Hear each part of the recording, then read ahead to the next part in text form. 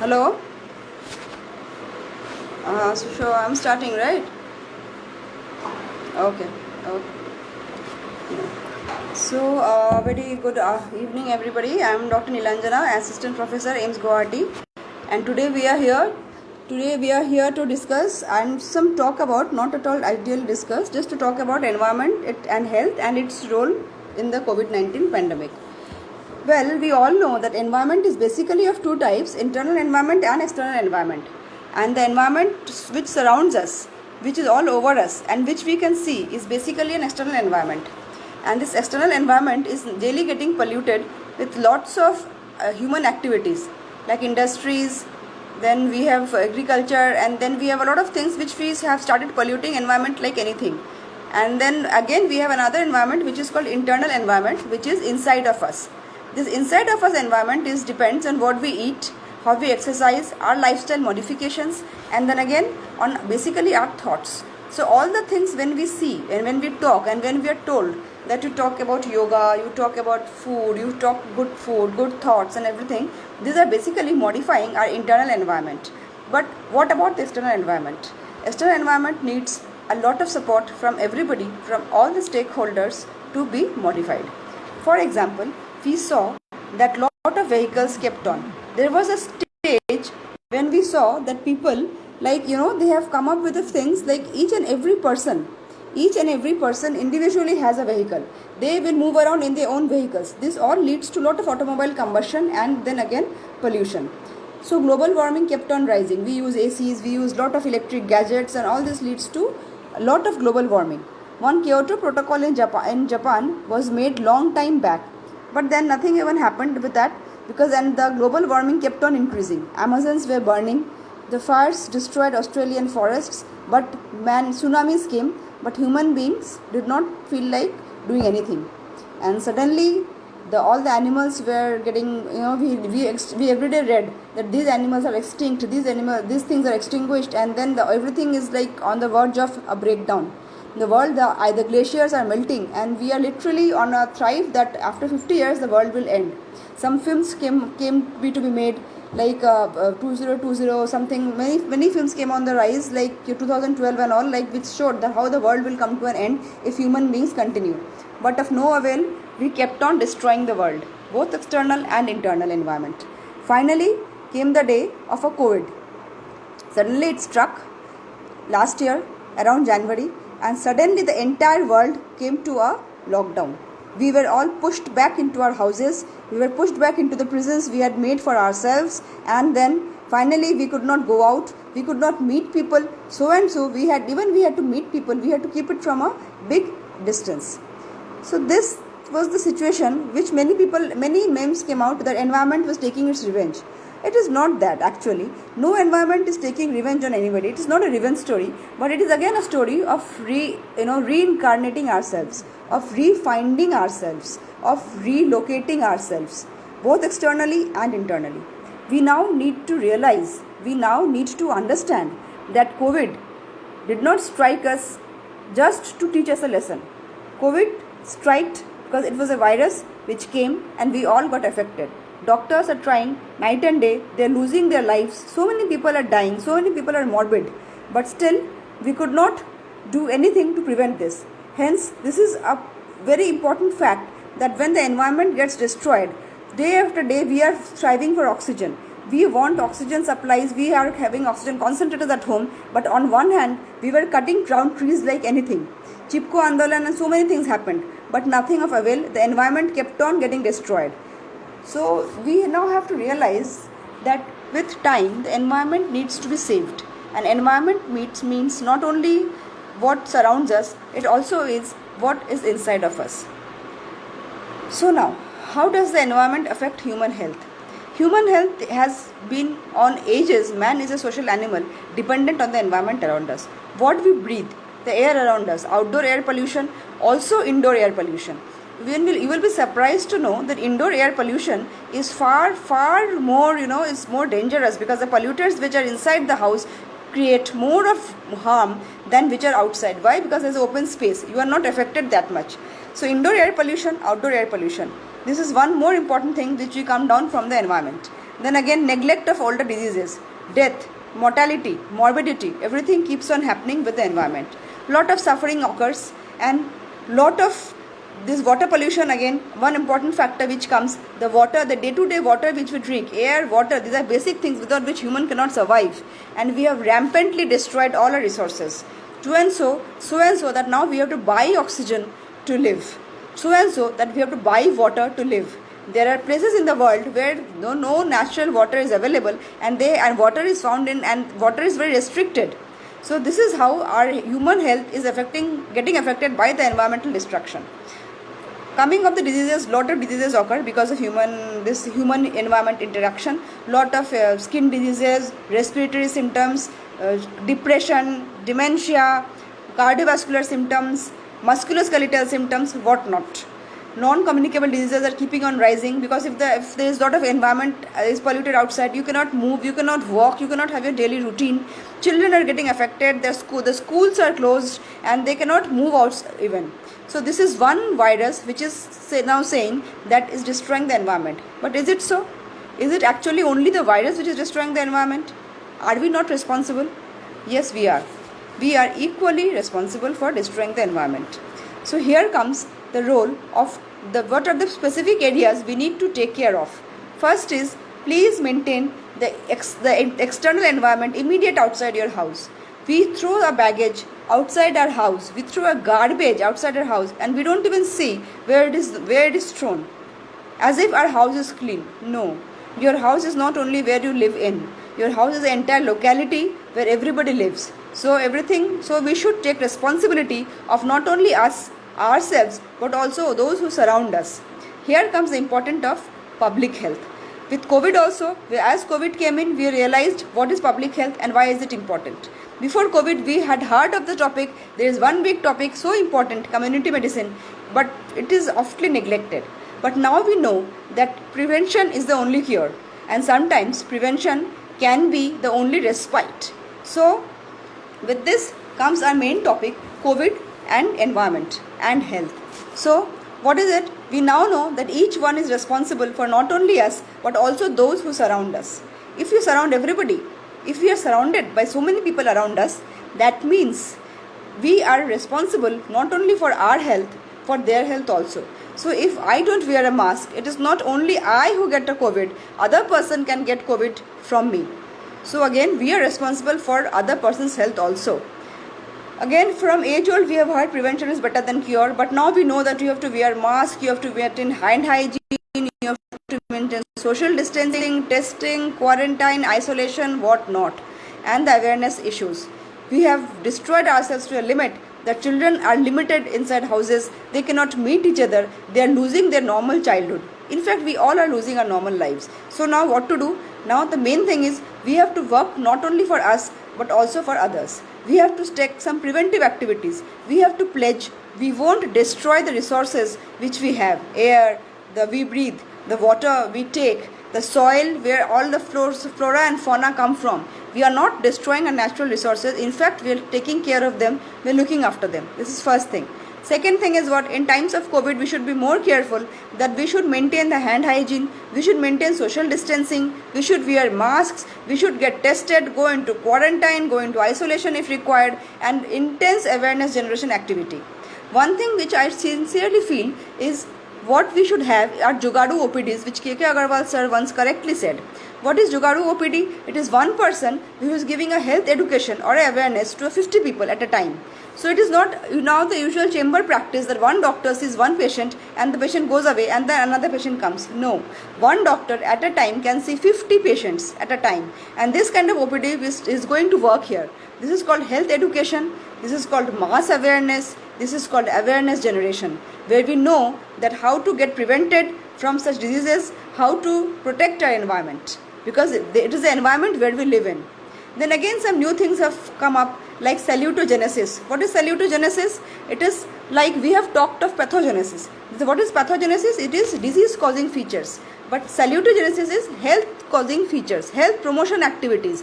When we focus more on health rather than disease, it is called salutogenesis. And believe me, this is coming up in a long way. It has been seen that sense of coherence. What is it? Like I know I can manage a situation. I know I am comprehensively, I can deal with the situation. My manageability, my comprehensibility, all this makes a sense of coherence, SOC. And two persons with the same disease, a person who has a better sense of coherence will come up better, will come up in a more healthy way than person who has a poor sense of coherence. So salutogenesis is a thing where we measure the outcome of a patient based on his or her or sense of coherence. This sense of coherence will increase if your immediate environment around you is good. So plant trees, keep indoor plants like aloe vera and all, which need less watering, less care, but it will keep your air around clean. Take care of don't waste water. Take care of your natural resources. Take care of all the small things which you can do, like you can maintain your immediate environment. Please throw your dustbin in a proper dustbins, the dust bags. Then again comes the important topic of biomedical waste. Yes, this is very, very important. Biomedical waste COVID has generated, because now people who are going into quarantine and isolation, they are in their homes. So home isolation is a recommended way of treatment. So what happens of all the COVID wastes? There are special people with wearing PPE who take this garbage in special vans and then dispose it off specially. But these are all biomedical waste. So appropriate biomedical waste management is very, very important. First is segregating the waste, then is separating what is the toxic, non-toxic, and then recycling and reuse. So this is how this biomedical waste management needs to be done. Disposal and segregation is very, very important. Then again, so few factors are prevention, each one not for own but for others. Then health education campaigns, salutogenesis activities, means promoting more the health management factors. We are making hospitals which are salutogenic. Nowadays we'll be surprised to know COVID hospitals are made on salutogenic factors. And finally, we have to deal with the biomedical waste management also clearly. Again, we have to be aware that if we are wasting the environment, we are wasting ourselves. We are wasting our resources. We are wasting our future generations' scope to live and survive. COVID taught us to stay healthy. COVID taught us to stay distant yet happy. It taught us that we need to be mentally connected, not physically. It taught us that let's plant trees, let's save animals. This world, this earth, Mother Earth belongs to everybody. It's not our own property that you can use it and waste it. So let's make it a place where we can all breathe and where we can all have some respite for each other. One more thing I wanted to say regarding this, like now I am seeing like few questions are coming up, like how can we protect ourselves from getting infected after the vaccine? Yes, we need to take the precautions. Vaccines are not foolproof. Regarding this is very much pertinent with the terms of COVID. Vaccines are not foolproof. We need to maintain the usual precautions. But yes, it is said that once we have the vaccines, these are the things. Like if we keep on following these usual protocols, we will also get rid of this pandemic slowly. They say in USA they have left masks after 4th July. They will not use masks, that's what they have said. Let's see. We hope it starts a new beginning. But again, in India, masks are mandatory, and I personally feel we should use masks, COVID or not COVID, because there is a lot of pollution. Otherwise also, automobile industries, respiratory illnesses, it keeps on happening, and there's an automatic check on what is getting inside. So masks are a healthy way. There's nothing wrong in using masks. It is not suffocating also. And by this time, we all know how to use masks. We all know how to use our hand hygiene. So hand hygiene and COVID, they go hand in hand. So to prevent COVID, we can take these easy steps. Now, vaccination program for children. Yes, vaccination program is on the roll. Trials for children are going on. Absolutely. But again, we need to wait. We need to have the evidences. It's because now we are practicing evidence-based medicine. So once it comes on roll, if Government of India and Ministry of Health and Family Welfare, if the funds brings it on roll, then it can be seen as the directives come. As of now, it is on trial phase. One cannot deny the easy spotting of surgical masks. Yes, absolutely. This is what I was talking about. One thing is biomedical waste management is very, very important, and we need to know that we need to be careful. That is what I was talking. We need to be careful. You cannot just throw your mask anywhere. You cannot throw your mask into a dustbin and that goes with the kitchen waste. No, it is not done. You cannot throw a mask anywhere in the roads. We all see masks littering in the roads, and we don't know if it is used or not used. And the worst part is the poor children, vulnerable children, they can pick up those masks and use it again. One mask of one person cannot be used as a mask of the other person. So we should be very careful that they are not to be disposed hither and thither. They are proper, even in airports, even in houses, in hospitals, we have proper ways of disposing this PPE and mask. So please be very careful. Each one has to be for the other one. It is not that it is the doctor's responsibility or it is anybody particular police person's responsibility alone. It is everybody's responsibility. If I am not careful, we all get pushed back to our houses. So it is everyone's responsibility to stay safe. Okay. Well, Delta plus variant, there's one question. Delta plus variant, it is now on the rise. People are saying a lot of things. This is a new variant which has come. Well, some say vaccines have given rise to it. Some say they have not given rise to it. It is again a debatable issue, and I think this is beyond the scope. If you want to know, please contact me separately. So I think our environment and health and COVID. With this, I can come to a brief session end of this entire chapter. But again, I urge everyone to take care of not only the external environment but also our internal environment. Take care of salutogenesis. Your sense of coherence should be high if you want to fight a disease. You should feel, I will overcome. You should feel, we can fight it out. That is the sense of coherence I am talking about. Even hospitals have salutogenetic features right now. So yes, we shall overcome. We will overcome if we are together. United we stand, divided we fall. Now I am going to the question answer session. Delta plus variant, again, ma'am, I will talk about Delta plus variant on a personal note, because this is this is not the exact platform to talk about it. But again, yes, this is a new form which is coming up. There are a lot of things going on. People are saying many etiological factors are being found out, but nothing of as such has been proven. So and we believe totally in evidence-based medicine. So that is somewhere we need to stick to.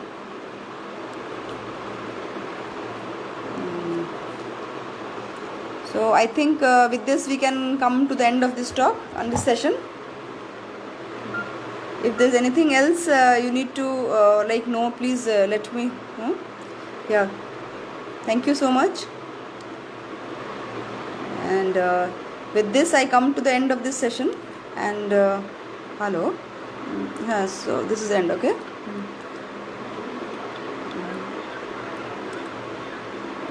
Yeah, I'm answering them. So yes, so with this we come to the end of the session, and if anybody else has any questions, please feel free to ask.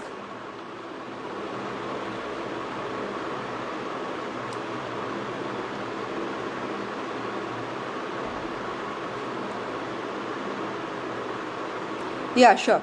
Correlating the concept of salutogenesis in perspective of environment and COVID-19 is a very, very relevant question. Thank you. Yes, obviously, and of course, salutogenesis is a health promoting factor. Sense of coherence is high when we feel that we know we can overcome, and we only feel that when we do some positive steps, we take some positive steps, we know when I have some lifestyle modifications, I know that I am doing it on a positive note, I am working on a positive note. So with COVID-19, even hospitals are being made now, designed now hospital structures, will be amazed to know hospital structures are also designed in keeping in mind the salutogenetic factors in mind. So this has come up in a big way, and we hope with these factors, with positive reinforcements, we will be able to bring out patients, because COVID-19 is not only about physical health, it is about mental health also.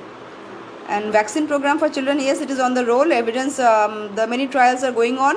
In Delhi also few trials are being done. So let's see, let's hope for the best. Yes, obviously children need to go out of the house and they need to enjoy a normal life. Absolutely.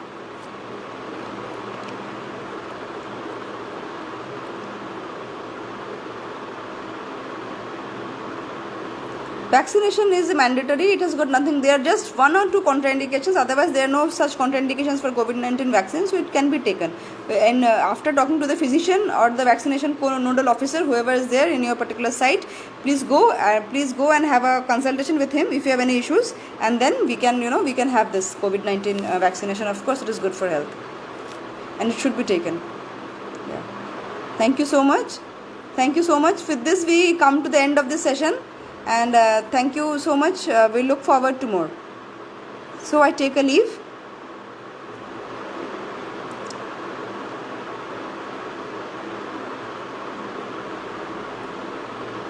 Psychology, relevance of psychological first aid in context of COVID-19. Well, that's a good term you use, psychological first aid. This is a new term for me. But yes, in context of COVID-19, obviously psychological first aid is very, very important. That's what we are doing.